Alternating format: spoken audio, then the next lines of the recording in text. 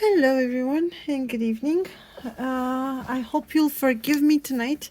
I'm sitting in a rather uncomfortable position, but that's just because I wanted to be at my desk because I might have to show you a couple of things. So in my last video, I was telling you about how I'm doing cables with my stitch markers, and I just wanted to show you the finished hat. So I tagged on this little sign, and this will be the front, and this is how it sits in the back.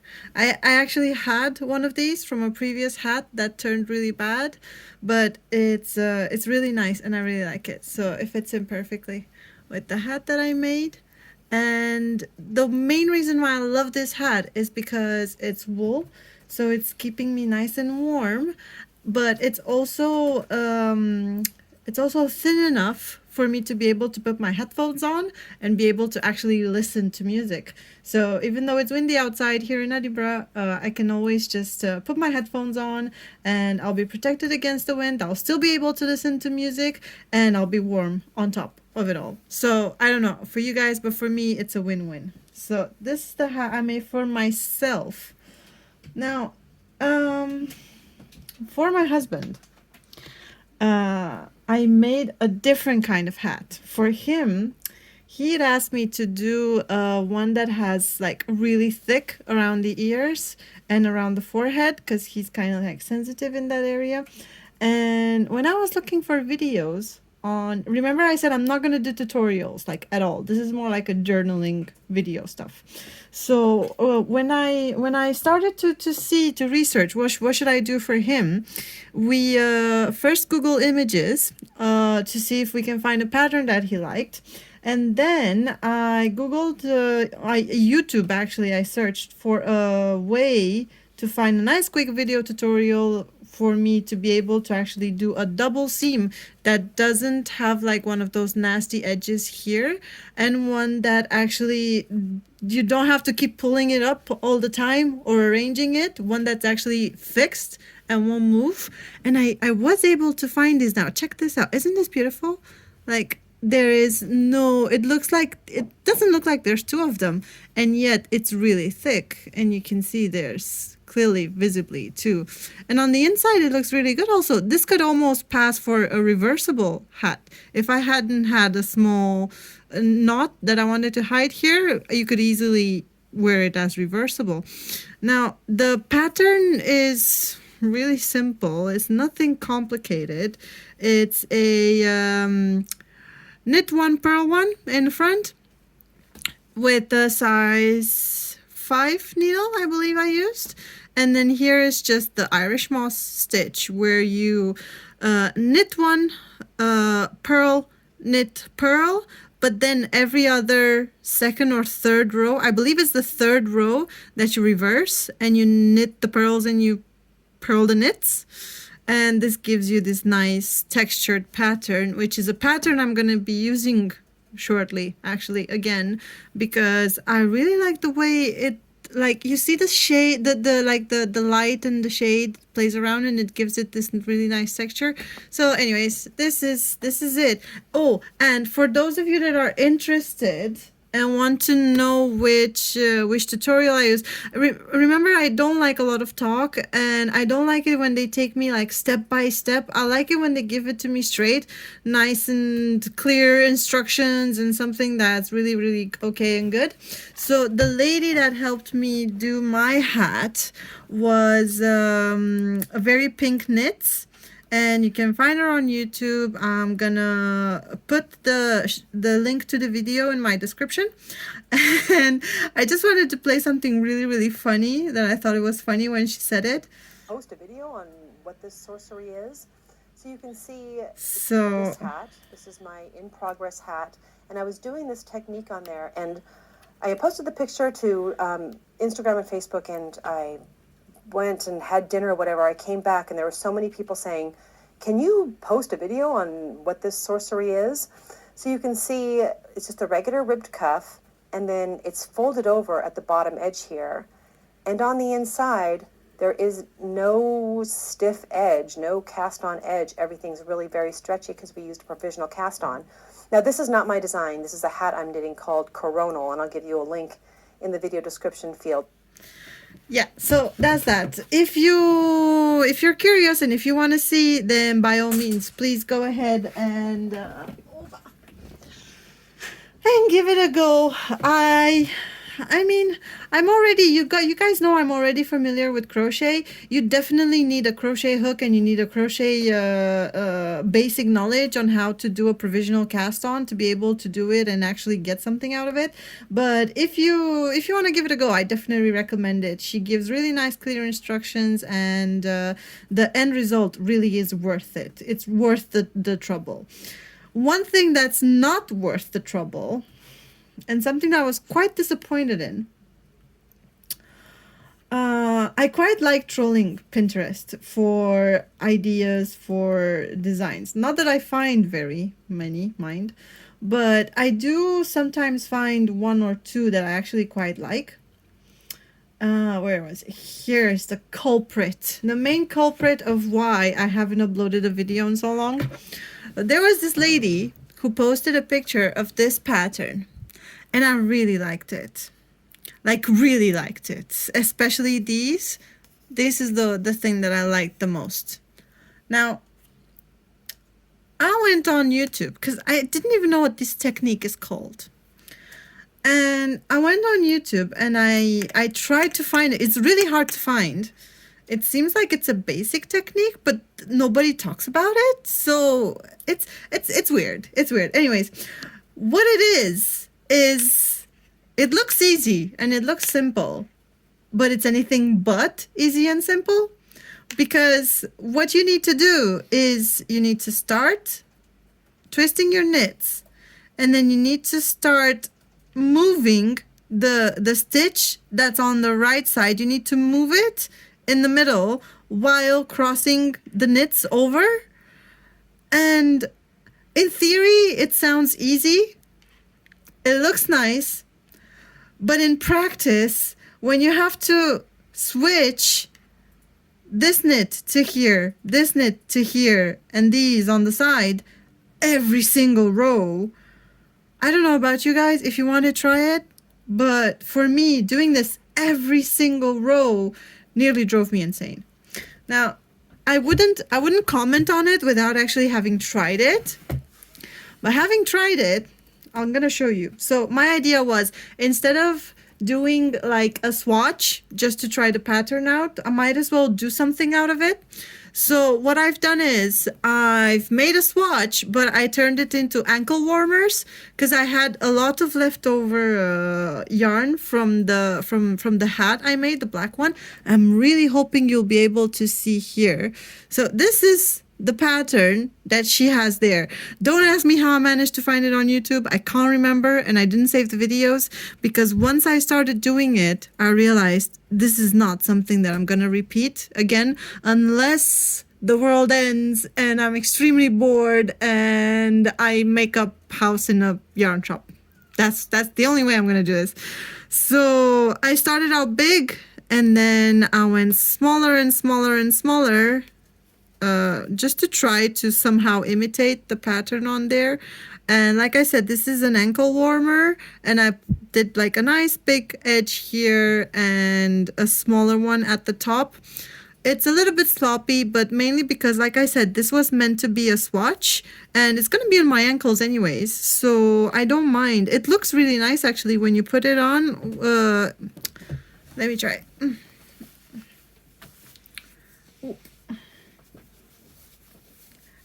There we go. Here's my little ankle warmer. So you can put it anywhere you like. It's gonna look good, especially if you wear it with boots and things like that. I quite like it, but I have to say, like this one, just because of the pattern, it took me about 3 times as much time to make as this one. And they're more or less one and the same thing. And like I said, I wanted to try that pattern, so I needed a swatch. And then I wanted to try this cable as well, and I needed another swatch. So I thought, might as well just do myself some ankle warmers. It's winter anyways. And I was right because it just snowed outside. And boy, oh boy, do these ankle warmers come in handy. So this is the second one I made. As you can see, half of the entire ankle warmer is just ribbed stitches because I needed something to give me just a little bit of elasticity so that it kind of like retains its shape a little bit and goes back and sits nice and snug. And this one, because I've done cables before and I've shown you guys that. You know I do cables. I love doing cables. But I've never actually done a 3-strand cable. I've always just done these simple 2-sided cables. And this was another try I wanted to do because I saw a video. I'm sorry guys, I'm rambling. I know I'm rambling. It's just that I want to pack up so much. It's just one video. It's crazy. So I saw a video on the Zadie sweater. And the Zadie sweater had a really nice cable that is half knitted and half ribbed. I don't know why it looks better on that video. I tried the same thing. It doesn't come out right. But I think it's me not doing it right as opposed to them not doing it right or showing it right. Because you know, usually I have a very big issue with the instructions on YouTube. But yeah, so I tried this 3-strand cable and I really liked it. And it was really nice and fun and easy to do. I like it because it looks like chunky. It looks like a plate when you do it in your hair. And it's really cool. The only thing is, so you have equal number of stitches, 3 segments. You cross the first one, this one goes up, and then in the middle you cross these, this one goes up, and then this one goes up, and then you cross these, and you just go on and on until you reach the end. It's not rocket science. If you try it out, you'll see it's actually quite simple. As long as you don't freak in the beginning, because it looks weird, the first segment until you cross the second ones, it's gonna look weird. But once you cross the second ones in the middle of this one, then it's gonna start looking really nice. So go ahead and try it out. I really definitely do recommend it. And besides the ankle warmers, if you do it from a nice cottony material, you're gonna notice a difference, especially if you're a chilly person like me. Oh boy. Right, now. This is la pièce de résistance. I finished the sweater that I was showing you the last time. And remember I said I had holes in it where I tried to do the increases, the short row increases? Well, I managed to get the holes out. Woohoo! You can't really see them anymore. I mean, you can if you look really closely. I'm in a weird position, so I can't see right now exactly what I'm showing you. But see, I've covered them up. If you look at them really closely, you can still see there was something off there. But at least it's not holes and it's not very visible. So that's I'm rolling with it. It's good. It's winter time. It's gonna be underneath the clothes anyway, so I don't mind.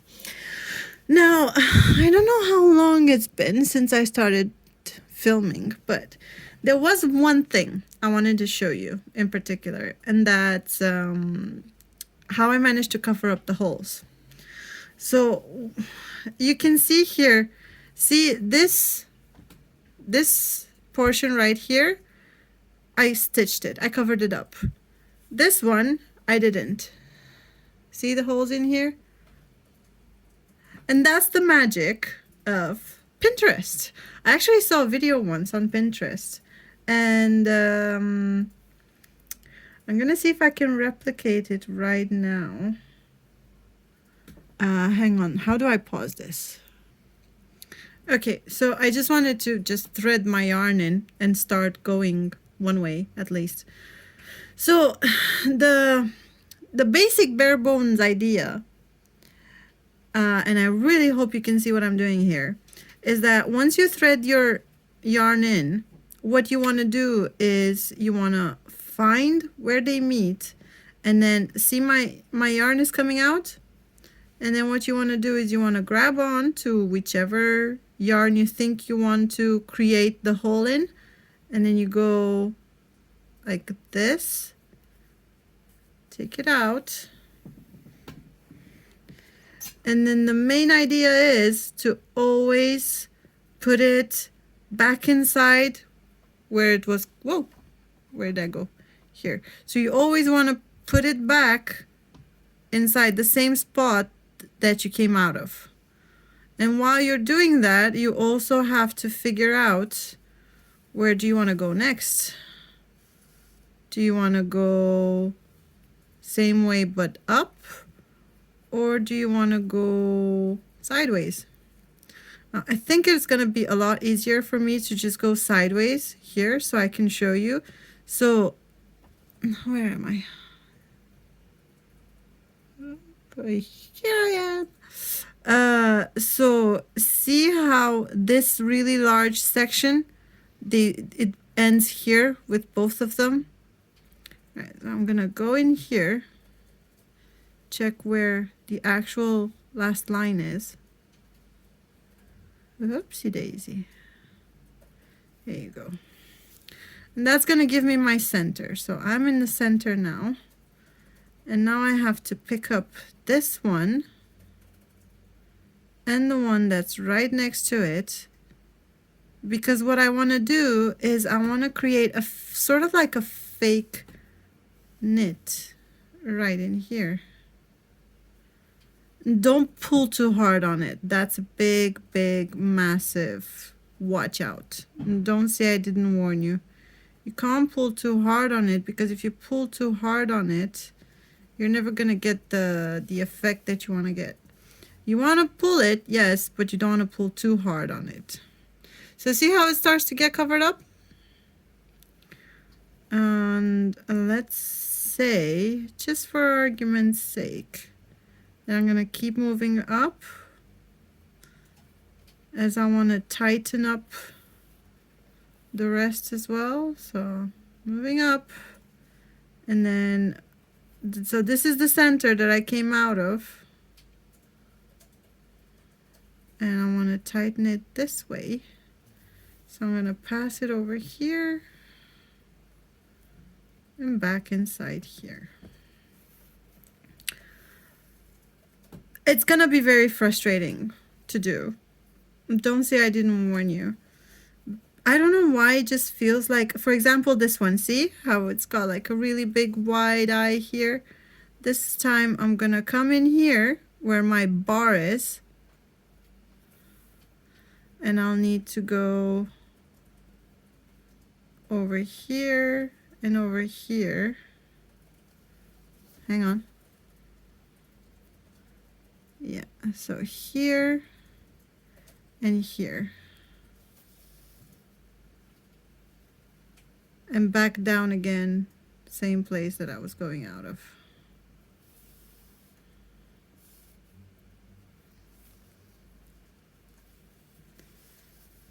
Oops.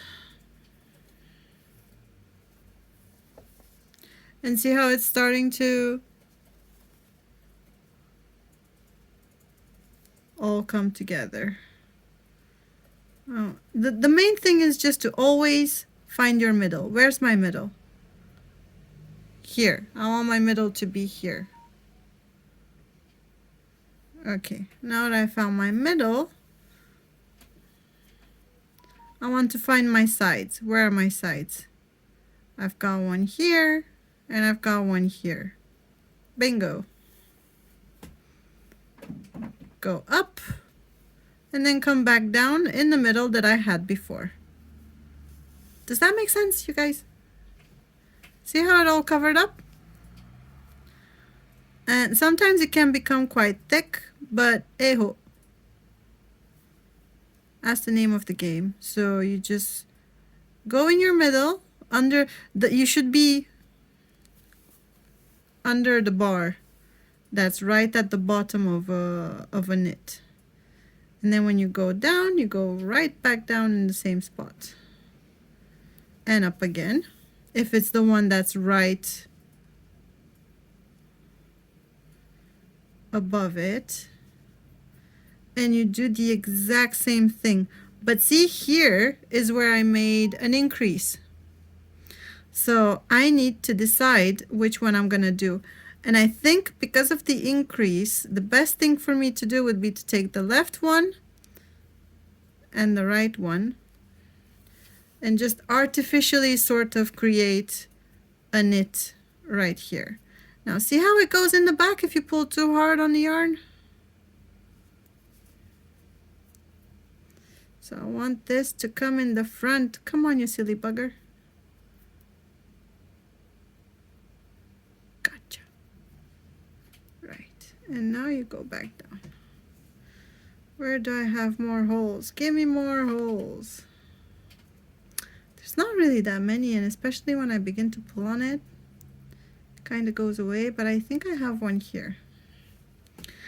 So yeah, and I am jumping in the back, as you can see. I'm jumping quite a bit because I'm not a very patient person. So see how here I've got a big hole. Where am I? There I am. Here I've got a big hole, but I've got like 3 different yarns in here. So I think I can like artificially create at least 1 or 2 here. So I'm gonna pick up this one to my right and this one to my left, and then take my needle, pop it back down exactly where it was, and I noticed I have another one right here. See, so I'm just gonna go straight back up.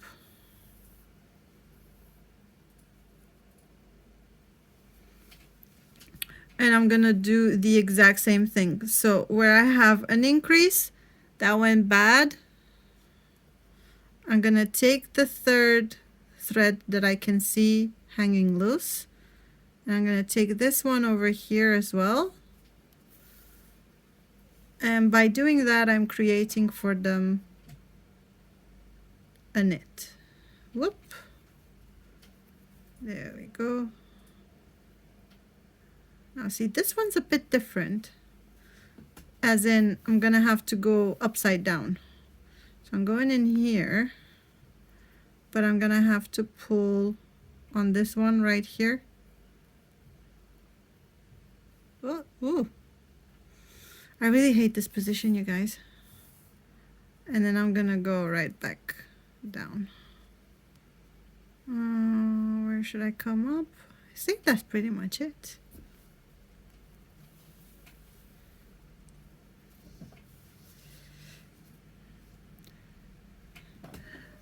Trust me, it's not magic. It's just time and patience and a little bit of luck that turns this into this.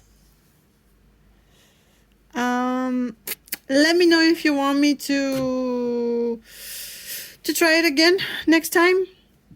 But oh yeah, and I didn't show you the whole thing. So last time you saw this didn't have any sleeves.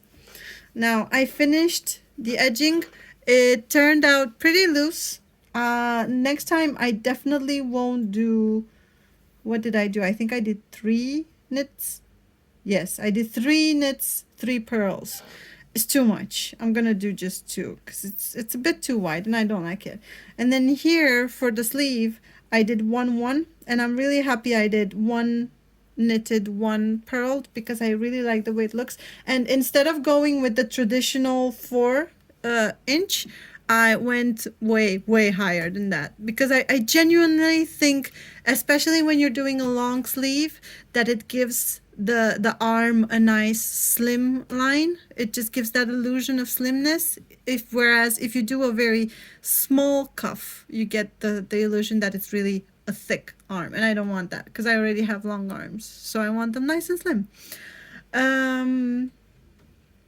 That's pretty much it for me tonight. It's been a lot, and I still have some more. I don't know if you've ever tried to undo a sweater. I had this really nice Massimo Dutti sweater. I liked the material, but I hated the construction.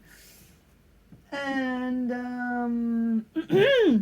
I actually went and I turned like unraveled it completely. I'm starting up again. I know you guys have seen my previous videos, the ones where I like increase raglan, like crochet increases. Oh man, am I sorry I ever did that. Let me know if you want to hear the full story in my next video. And I'm sending you loads and loads of love and kisses. I hope you have a nice evening. Thanks for coming along with me in my journey with knitting and crocheting. I've got loads of things in my head that I want to do. I just don't have all the time in the world to do it. But one at a time. That's what I always say, even at work. Just one at a time. It'll do. Thanks, guys. Have a nice evening. Bye.